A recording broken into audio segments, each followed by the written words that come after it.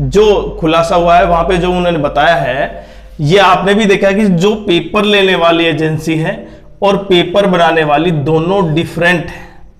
लेकिन यहां पे सबसे बड़ा इशू ये है कि केवल जो पेपर लेने वाली एजेंसी है ना, जो एडिकिटी, उसने ये पेपर नहीं बनाया, पेपर कोई और कंपनी ने बनाया है। लेकिन आपने देखा होगा कि पेपर में जो क्वेश्चन है वो गड़बड़ है, ऑप्शन क्या है वो भी सेम है, कहीं एक्चुअल में क्वेश्चन आ ही नहीं रहा है, क्वेश्चन का जो आंसर है वो क्वेश्चन से बिल्कुल डिफरेंट है। हेलो स्टूडेंट्स, क्या हाल है आपका? आशा करता हूं अच्छे होंगे, स्वस्थ होंगे। मैं पंकज कुमार आपका स्वागत करता हूं मेरे YouTube channel math solution world. देखिए, जब से एसएससी सीजीएल का जो पोस्टपोन का नोटिस आया है, अब उसके बाद से जितने भी एग्जाम होने हैं वो आपको पता है एक्सटेंड हो गए और उसके लिए एक नया कैलेंडर आएगा। मतलब अब ये तीसरा कैलेंडर होगा। जो नया कैलेंडर होगा ना, वो कौन सा होगा? तीसरा। जो एसएससी ने पहले 2 कैलेंडर जारी कर दिए थे वो दोनों इनवैलिड हो गए, अब ये तीसरा कैलेंडर होगा। और प्रत्येक एग्जाम कितने दिन ज्यादा डिले हो गया है और आपकी जो तैयारी है ना, उसको आपने फिर से और दूसरी तरफ लेके जाना है। लेकिन इसके अलावा जो कंडक्टिंग एजेंसी है और जो एग्जाम कंडक्टिंग एजेंसी है, दोनों डिफरेंट है। जो एसएससी चेयरमैन सर से जो खुलासा हुआ है वहां पे जो उन्होंने बताया है, ये आपने भी देखा कि जो पेपर लेने वाली एजेंसी है और पेपर बनाने वाली दोनों डिफरेंट है। लेकिन यहां पे सबसे बड़ा इशू ये है कि केवल जो पेपर लेने वाली एजेंसी है ना, जो एडिकिटी, उसने ये पेपर नहीं बनाया, पेपर कोई और कंपनी ने बनाया है। लेकिन आपने देखा होगा कि पेपर में जो क्वेश्चन है वो गड़बड़ है, ऑप्शन क्या है वो भी सेम है, कहीं एक्चुअल में क्वेश्चन आ ही नहीं रहा है, क्वेश्चन का जो आंसर है वो क्वेश्चन से बिल्कुल डिफरेंट है। तो ये गलती एडिकिटी की है या उस पेपर बनाने वाले की, उन सब पॉइंटों पर डिस्कस करेंगे। और आपका जो एग्जाम है भविष्य में, जो एग्जाम एसएससी लेती है, जिसमें CGL, CHSL, MTS, CPO, Delhi police constable, driver, ministerial में, ये एग्जाम कितने डिले होंगे आज हम इसी पर डिस्कस करेंगे। लेकिन अगर चैनल पर आप नए हैं तो चैनल को सब्सक्राइब करें, वीडियो को लाइक करें और शेयर जरूर करें।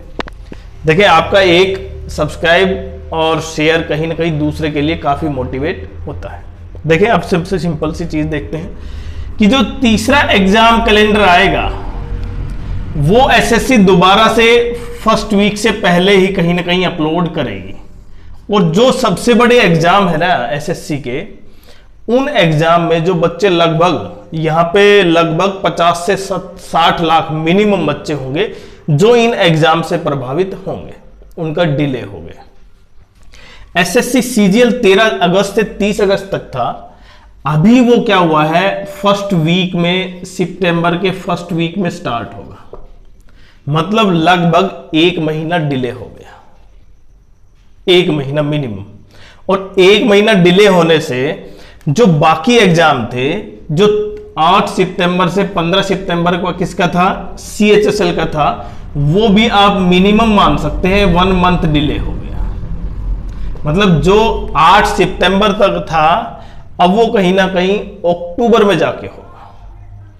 बिल्कुल सही समझे आप। और जो एमटीएस में, जिसमें सबसे ज्यादा बच्चे हैं, उसका पेपर देखे 20 सितंबर से 24 अक्टूबर तक, मतलब काफी लंबा, मतलब जिसमें बहुत ज्यादा शिफ्ट है। अब वो पेपर भी आप 1 मंथ, वो तब है, ये सारी पॉसिबिलिटी तब है जब वो सितंबर के फर्स्ट वीक से पहले कहीं ना कहीं क्या जाता है, आपके पास नोटिस आ जाता है 30 अगस्त 28 अगस्त के आसपास की, उस डेट से एग्जाम होने हैं सीजीएल का और बाकी जो उसके बाद के एग्जाम। अभी दिल्ली पुलिस का जो नवंबर दिसंबर में था ना, अब वो 2026 में चला गया है, जिसमें चाहे एग्जीक्यूटिव कांस्टेबल का हो, ड्राइवर का हो, मिनिस्ट्रियल हो, वो सभी एग्जाम कहां चले गए हैं, अब 2026 है। मतलब 2025 में अब एग्जाम नहीं होगा इनका। अभी सबसे बड़ा पॉइंट कि सीपीओ 2025 तो आया ही नहीं है बीच में, क्योंकि उसका भी नोटिफिकेशन आना है।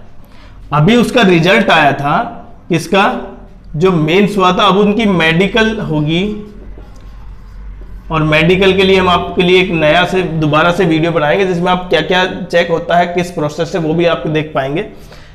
तो इन सब पॉइंटों को देखते हुए आपका कम से कम 1 महीना, प्रत्येक एग्जाम के लिए 1 महीना डिले है, वो भी तब जब एग्जैक्ट टाइम पर क्या है, कैलेंडर आए। तो ये तीसरा कैलेंडर होगा इस बार, जो एसएससी के इतिहास में शायद अभी तक नहीं हुआ होगा।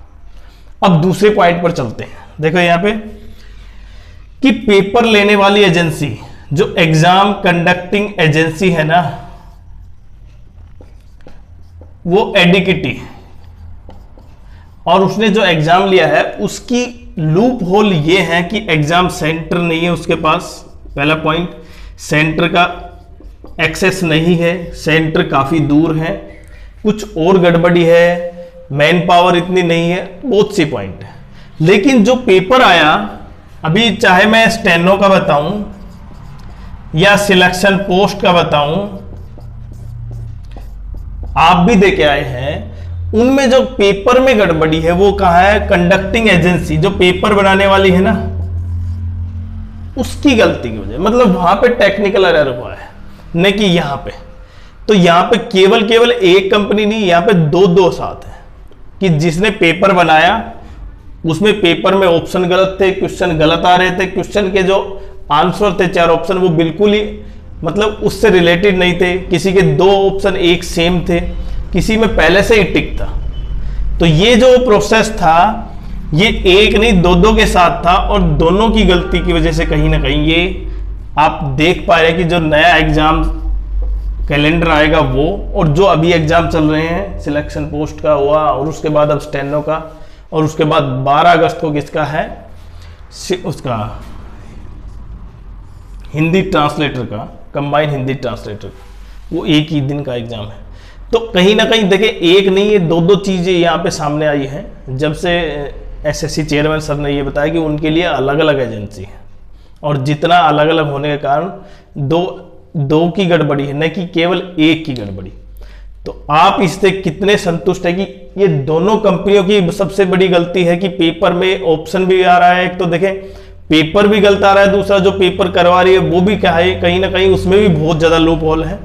तो इन सभी पॉइंटों को देखते हुए हम तो आशा करते हैं कि जब सीजीएल का एग्जाम स्टार्ट हो वहां पे ये गलती स्टार्ट ना हो दोबारा से। हालांकि ऐसा नहीं है कि केवल सीजीएल एग्जाम के लिए है, जो जिनका सिलेक्शन पोस्ट का एग्जाम हुआ है वो, और स्टेनो का एग्जाम है वो, और उसके बाद कंबाइंड हिंदी ट्रांसलेटर का एग्जाम है, तो वो ये भी उतने ही हकदार हैं जितने की सिलेक्शन सीजीएल एग्जाम या बाकी के जो एग्जाम। इसलिए सभी के साथ क्या होना चाहिए, समान, और मतलब इनको भी कहीं ना कहीं न्याय मिलना जरूरी। तो आपकी क्या राय, आप जरूर कमेंट्स करें।